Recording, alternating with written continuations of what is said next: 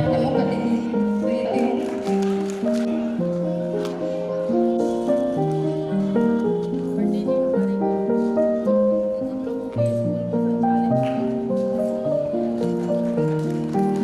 आचार्य madam द्वारा वरिष्ठ प्रवक्ता सुंदरी मैम का स्वागत किया गया।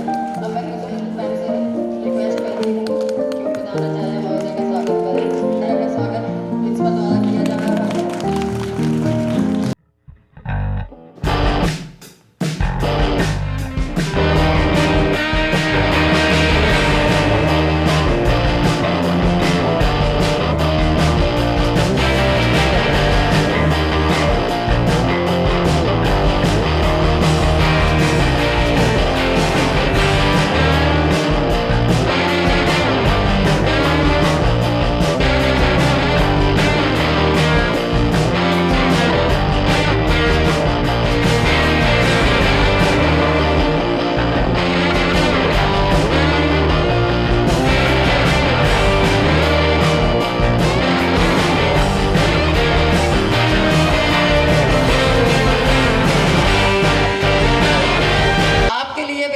बहुत उसकी बात है कि आपके बीच में आपकी ही जैसी एक जो पूर्व छात्रा थी वो आज आपके सम्मुख यहाँ पे कुछ अचीव करके बैठी हुई हैं और आज की डेट में ये सेंट्रल रेलवे की कोच भी हैं।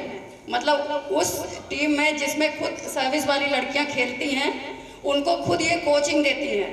मतलब उससे भी ऊपर उठ के उन्होंने इतना बड़ा कीर्तिमान स्थापित किया है कि सेंट्रल रेलवे की ये कोच भी हैं। मतलब ट्रेनिंग देती हैं, बच्चों को नहीं बड़ी बड़ी महिलाओं को भी कोचिंग देती हैं। तो मैं अपनी प्रधानाचार्य से अनुरोध करती हूँ कि आई हुई वो पूर्व छात्रा प्रभा गुप्ता का स्वागत।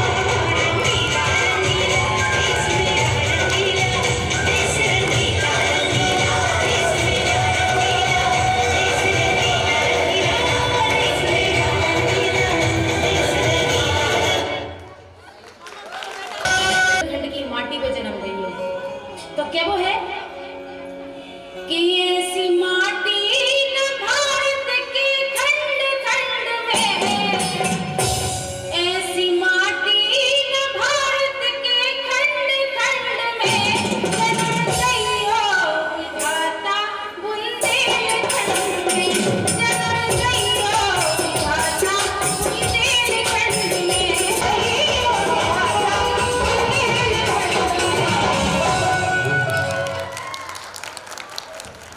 बहुत बढ़िया।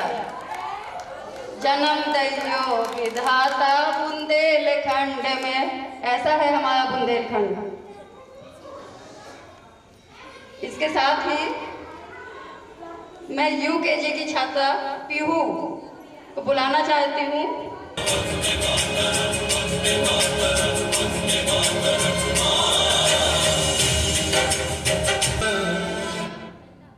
परफॉर्म करना ये बहुत बड़ी बात होती है इतने छोटे बच्चे के लिए। तो उसके लिए एक बार जोरदार तालियां बजाओ।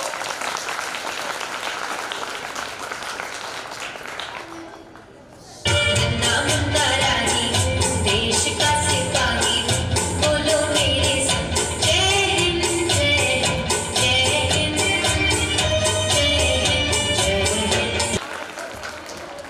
क्या होगा तो उनको भी लग रहा होगा कि हाँ अपने बचपन की याद आ गई। तो ये ऐसा गाना है कि आप कभी भी इसको सुनेंगे और आपके हाथ पैर चलने शुरू हो जाएंगे और आपके दिल में राष्ट्रीयता की जो भावना है वो हिलोरे मारने लगेगी। ऐसा है बच्चों? हाँ, तो जैसे इन्होंने प्रस्तुति दी है आप भी 15 अगस्त पर ऐसे अपना कुछ ना कुछ प्रस्तुति अवश्य दें। कम से कम स्टेज पे आकर भाषण या कोई गीत ये प्रस्तुत कर सकते हैं। तो ये आपके लिए बताया जाता है कि छोटे छोटे बच्चे जब स्टेज पर आकर इतना कॉन्फिडेंस के साथ आपके सामने प्रस्तुति दे सकते हैं, सभी लोगों के सामने इतनी अच्छी प्रस्तुति दे सकते हैं, तो आप लोग भी स्टेज पर आइए और प्रस्तुति दीजिए। ठीक है? बोलेंगी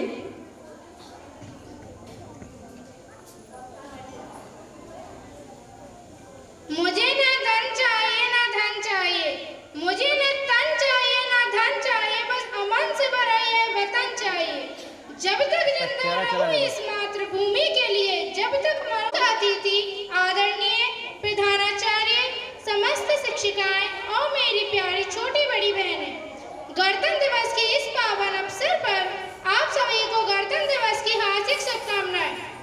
जैसे कि हम सब जानते हैं कि हमारा देश 15 अगस्त 1947 को अंग्रेज हुकूमत से आजाद हुआ, तो उस समय भारत के पास कोई संविधान नहीं था।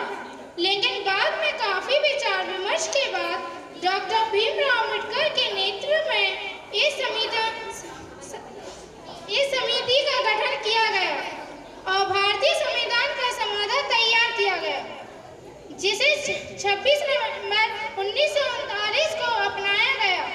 लेकिन 26 जनवरी 1950 को यह प्रभावी रूप से लागू किया गया। गणतंत्र दिवस भारत का पर्व है।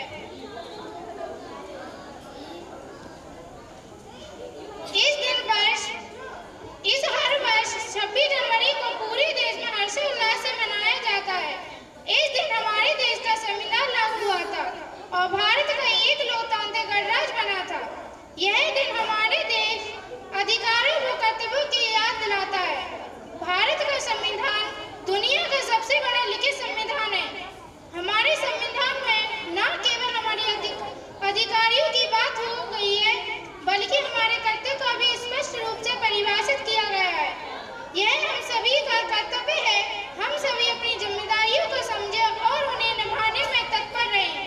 गणतंत्र दिवस हमें याद दिलाता है कि हमारी ताकत हमारी एकता में है और हम जब सब मिलकर कोई कार्य करते हैं तो कोई भी चुनौती में डिगा नहीं सकती। इस दिन हमें यह संकल्प लेना चाहिए कि हम अपने देश के विकास में अपनी महत्वपूर्ण भूमिका निभाएं, चाहे वे विकास, शिक्षा, कला, खेल या आदि समाज सेवा के क्षेत्र में हो। हमारे देश को, हम सभी को मिलकर भारत को एक महान राष्ट्र बनाना है, जहां प्रत्येक नागरिकों को समान अवसर और सम्मान मिले। अंत में आप सभी से यह कहना चाहूँ कि देश की तरक्की में हर व्यक्ति को सहयोग महत्वपूर्ण है। आइए हम सभी मिलकर इस गणतंत्र दिवस पर अपने देश को और भी अधिक ऊंचाइयों की शिखर पर पहुंचाने का संकल्प करें।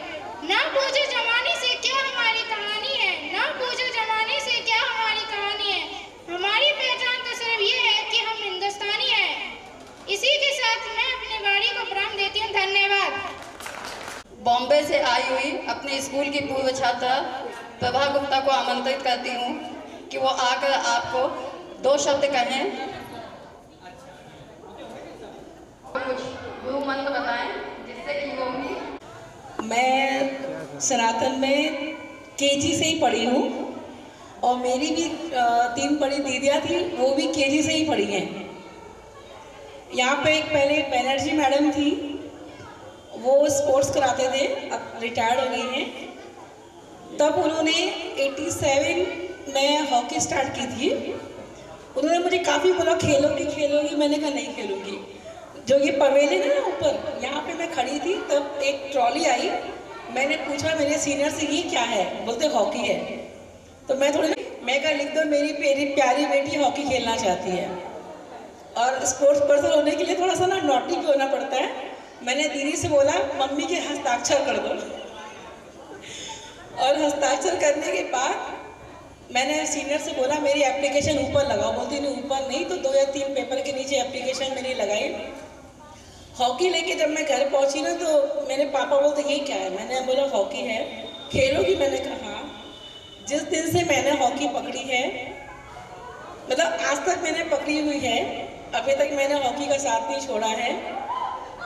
और अपना स्कूल जो, अभी तो मुझे बहुत कम बच्चे दिख रहे हैं, लेकिन टीचर्स लोग बहुत सपोर्ट करते हैं। मुझे सनातन धर्म ने बहुत सपोर्ट किया। मैं 8th क्लास से थी तब मैंने चालू किया था, और इतना सपोर्ट मिला। फिर उनको बोला, उन्होंने मुझे सिखाया। फिर वहाँ से मैंने लखनऊ हॉस्टल में गई। लखनऊ हॉस्टल में मुझे एक प्यारी दीदी मिली जिनका नाम है सुनीता तिवारी, जो आपकी टीचर है। पहले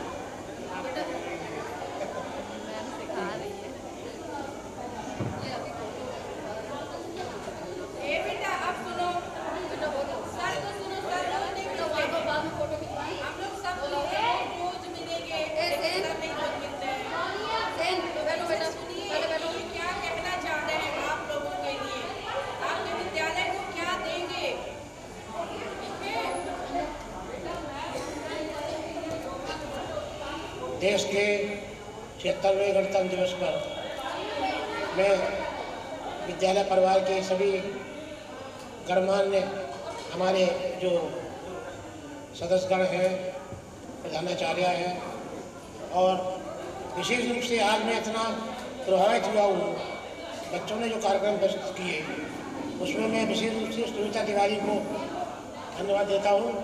इन्होंने इतना अच्छा बच्चों को सिखाया है कि आज हम लोगों को यहाँ हमारा जो है मस्तक जो है गर्व से जो है गौरवान्वित हुआ। और जहाँ तक विद्यालय की स्थिति का सवाल है, प्रधानाचार्य ने कहा है भाई जो कुछ है विद्यालय के लिए जो कुछ भी हम कर सकते हैं वो करेंगे। बहुत जल्दी अन्य विषयों की मान्यता लाएंगे और विद्यालय की जो जीर्ण सी स्थिति है हमारी प्रबंधकारिणी समिति उसमें पीछे नहीं हटेगी और काम करके दिखाएगी, काम करेगी। विद्यालय में कई ऐसी स्थिति अभी हमारे यहाँ देखने को मिली है कि कई कमरों की स्थिति बहुत खराब है, कई कमरों में दरवाजे खिड़की नहीं है।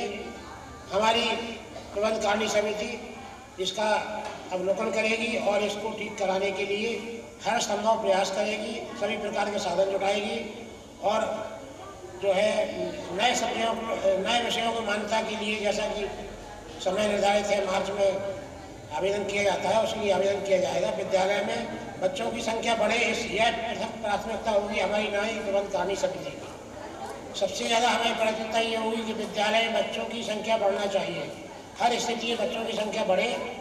और हमारा विद्यालय जो बीच शहर के बीच में है, सीपी बाजार में ऐसा कोई विद्यालय नहीं है, कहीं कोई विद्यालय नहीं है जिसमें कि लड़कियों के लिए इतनी अच्छी सुविधा हो, इतनी सुरक्षा व्यवस्था हो। पूरी तरफ से सभी तरफ से सुरक्षित व्यवस्था हमारे विद्यालय में है और सबसे अच्छा विद्यालय है हमारा, अच्छे पोजीशन में बना हुआ है, अच्छे बीच शहर के बीच में है, पूरी तरह से कन्याओं के लिए सुरक्षित है। ऐसी स्थिति में हमारी तरफ से हमारी प्रबंधकारिणी समिति की ओर से किसी प्रकार की कोई कसर नहीं छोड़ी जाएगी, हर प्रकार के प्रयास किए जाएंगे। अंत में बार बार मैं प्रधानाचार्य जी और अपनी सुनीता तिवारी के प्रति आभार व्यक्त करता हूँ। धन्यवाद। योग रहा है, उन्होंने किसी न किसी रूप में इसमें बच्चों को सिखाया है, तो वो सभी भी धन्यवाद के पात्र हैं। अब मैं थोड़ा सा टाइम देना चाहूँगी, तो ये रंगारंग प्रोग्राम के साथ ही थोड़ा सा मैं स्पोर्ट्स की तरफ लेके चलती हूँ। सर एक मिनट सर।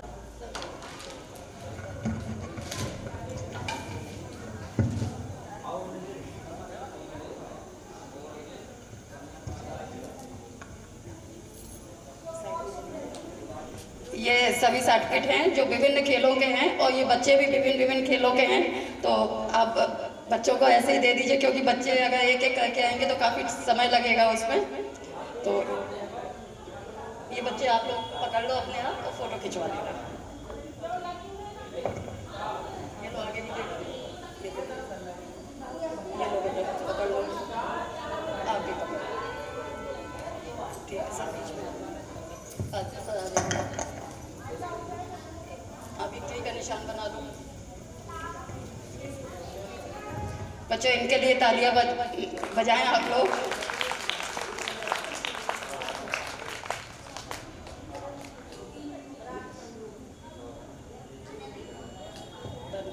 जाओ बस एक चैंपियन से फिर बात होती है, चैंपियन से लोग जाओ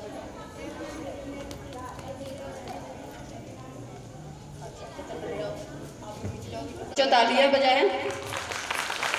पढ़ाई के साथ साथ खेल में भी उसने कीर्तिमान स्थापित किया है। डेली स्कूल भी आती है, पढ़ती भी है, साथ में डेली प्रैक्टिस करने भी जाती है।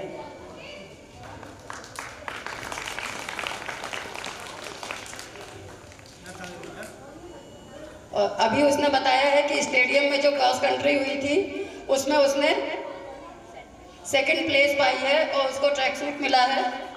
अच्छा जल्दी से अपना ट्रैक सूट दिखा दो बच्चों।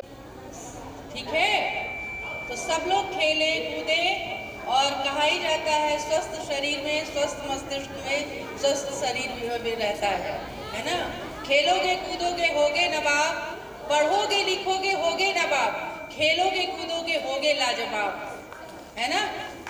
तो दोनों चीज जरूरी है। जब तक हम स्वस्थ नहीं रहेंगे तब तक हम पढ़ाई भी नहीं कर सकते और स्वस्थ तभी रह सकते हैं जब हम खेलेंगे। ये तो मैं आप अपना भविष्य बनाइए और सफल बनिए, ठीक है? तो आप अपने मन में आज पढ़ लें कि हाँ, जो हमको शौक है जिस चीज़ का, मैं उस चीज़ में ही आगे बढ़ूंगी और उसमें कुछ कर दिखाऊंगी। क्षेत्र बहुत हैं, ऐसा नहीं है कि सिर्फ आप समझे पढ़ाई है या खेल ही है। बहुत से ऐसे विषय हैं जिसमें आप आगे बढ़कर अपनी मेहनत से आप अपना झंडा गाड़ सकती हैं। हाँ, लेकिन सबसे बुनियाद आपकी है पढ़ाई। अगर पढ़ाई नहीं है तो कुछ नहीं है। आपने देखा होगा सचिन तेंदुलकर को, वो खेल में तो बहुत अच्छे थे, लेकिन उनकी पढ़ाई थोड़ी सी वीक थी। लेकिन उन्होंने समय के साथ अपने पढ़ाई पर भी फोकस किया और एक सफल इंसान बने, खिलाड़ी भी बने और साथ में एक सफल इंसान भी है जो कि भारत रत्न भी है हमारे। तो पढ़ाई हर चीज़ की बुनियाद है। ठीक है बेटा, धन्यवाद सर। सभी अतिथियों का हार्दिक अभिनंदन करती हूँ। सभी मेरी प्यारी बहनें जो हमारे टीचर्स हैं उनका भी मैं हार्दिक अभिनंदन करती हूँ और बच्चों को मैं प्यार करती हूँ, उनको शुभ आशीर्वाद देती हूँ कि जिस फील्ड में भी जाएं, जिस फील्ड में जाएं लगन से जाएं और अपना काम करें। मैं एक कविता सुनाती हूँ, उसको आप सुनिए जरूर और ध्यान से सुनिएगा। ये पाब्लो नेरूदा की कहानी है, कविता है, स्पेनिश कवि है, ये स्पेन के कवि हैं ये। यू स्टार्ट डाइंग स्लोली, इसका शीर्षक है। आप धीरे धीरे मरने लगते हैं अगर आप नहीं करते कोई यात्रा। आप धीरे धीरे मरने लगते हैं जब नहीं करते कोई यात्रा। पढ़ते नहीं कोई किताब, पढ़ते नहीं कोई किताब, सुनते नहीं जीवन की ध्वनियाँ, करते नहीं किसी की तारीफ, करते नहीं किसी की तारीफ। आप धीरे धीरे मरने लगते हैं। मार डालते हैं आप अपना स्वाभिमान, मार डालते हैं आप अपना स्वाभिमान। नहीं करने देते मदद अपनी और न ही किसी की, करते हैं मदद, नहीं करने देते मदद अपनी और न ही करते हैं मदद दूसरों की। मदद भी करना चाहिए और मदद से हमको बहुत सहूलियत रहती है ना। किसी की मदद करते हैं तो हमको भी मदद मिलती है इसमें। आप धीरे धीरे मरने लगते हैं अगर आप बन जाते हैं गुलाम अपनी आदतों के। आप मरने लगते हैं धीरे धीरे जब गुलाम बन जाते हैं अपनी आदतों के। चलते हैं रोज उन्हीं रोज वाले रास्तों पे, नहीं बदलते हैं अपना दैनिक नियम व्यवहार।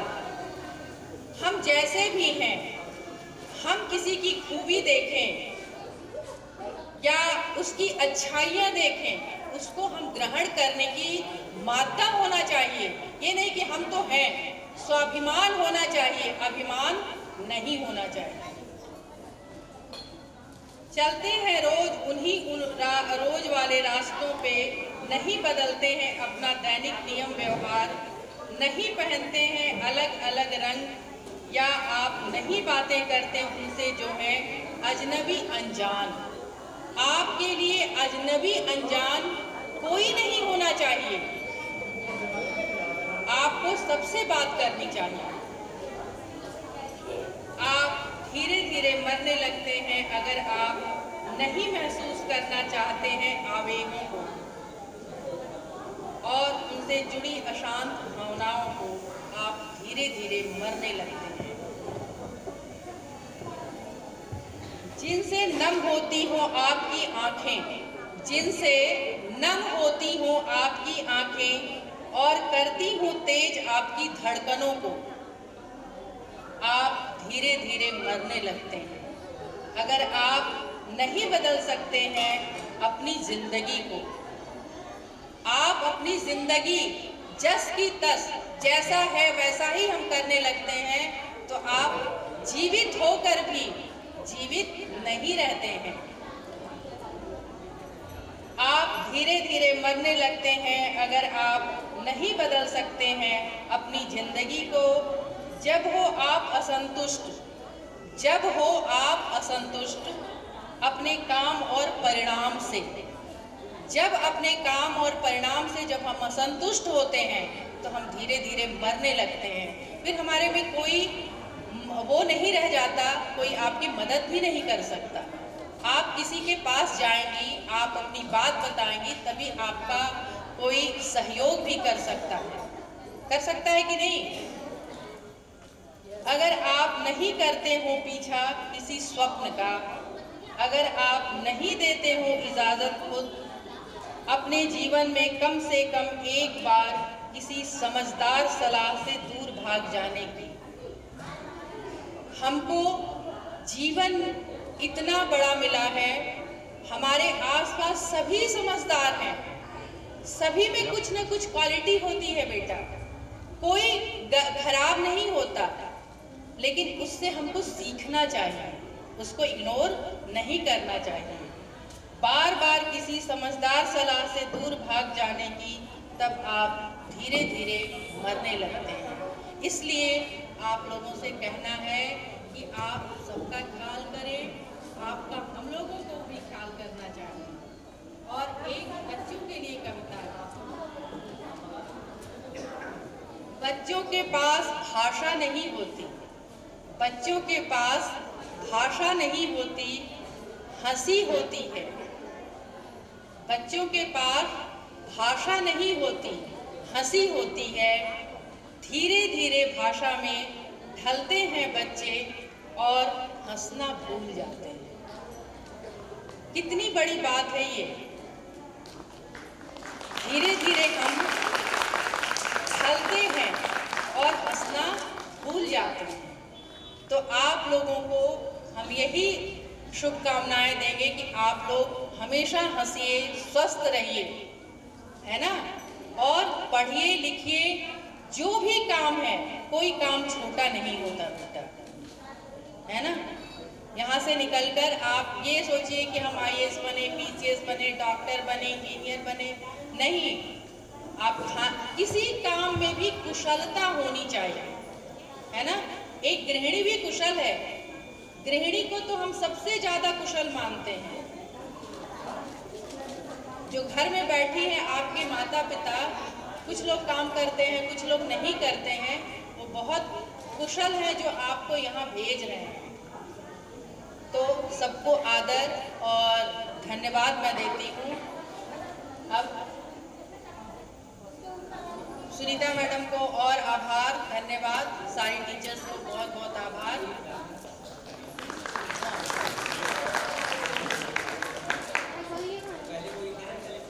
जिन बच्चों ने ये ध्यान से सुना है और समझा है, उन्होंने उस बात की महत्ता को भी समझा होगा कि हाँ, जो मैम ने बताया है वो जीवन में कितना अनिवार्य है हमारे लिए।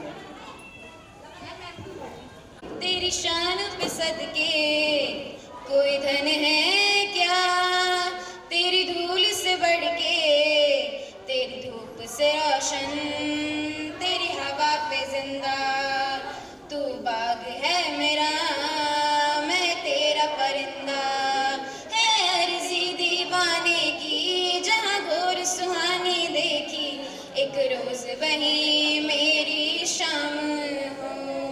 कभी याद करे जो जमाना, माटी पे मर मिट जाना, जिक्र में शामिल मेरा नाम हो।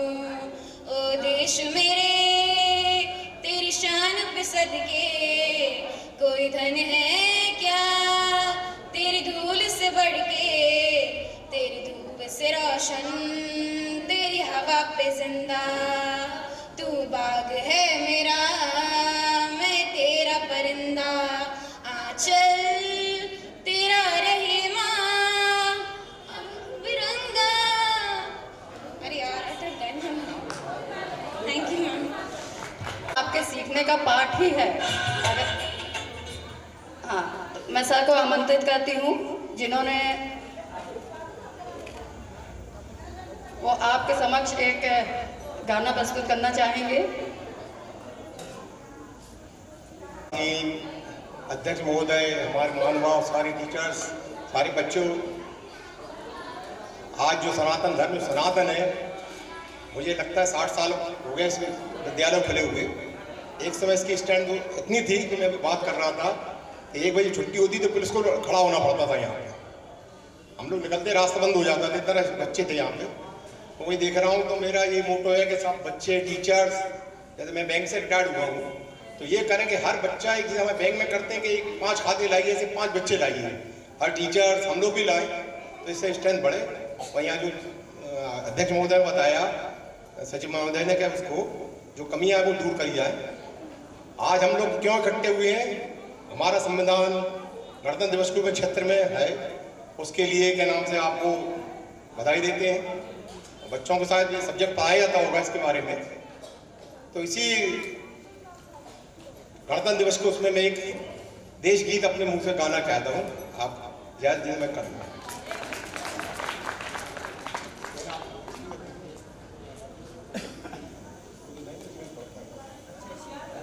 मिलकर नई कहानी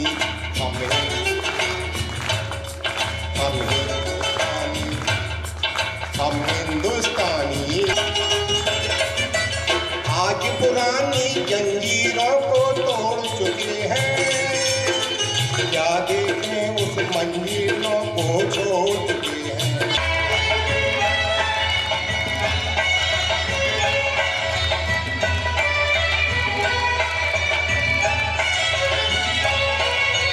हर जर्रा है मोती, आंख उठाकर देखो, माटी में सोना है, हाथ बढ़ा कर देखो। सोने की ये गंगा है, चांदी की यमुना।